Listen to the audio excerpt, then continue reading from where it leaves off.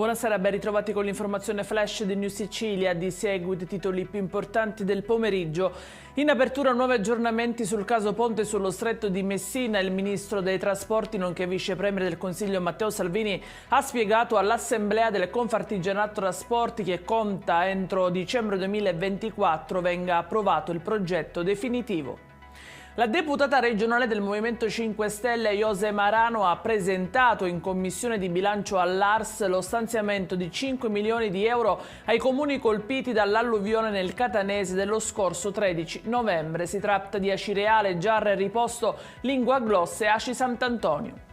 La cronaca con il ritrovamento di 3 moto rubate in un edificio abbandonato di Catania. L'appartamento in disuso era utilizzato come deposito di mezzi a 2 ruote oggetto di furto. È stato scoperto dalla Polizia di Stato grazie anche alla collaborazione di una vittima. Vengo lì e vi ammazzo è una delle minacce all'ex moglie e all'ex suocero operate nel quartiere Librino da un uomo adesso accusato di maltrattamenti in famiglia. I carabinieri della stazione locale hanno così arrestato un 39enne catanese grazie alla denuncia della donna.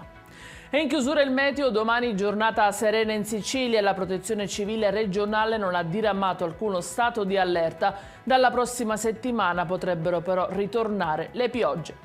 Ed è tutto per questa edizione. I dettagli, come sempre, ve lo ricordo, su queste notizie e molte altre li trovate sul nostro sito www.newsicilia.it e sui nostri canali social. Grazie per averci seguito e appuntamento a lunedì alle 13:30.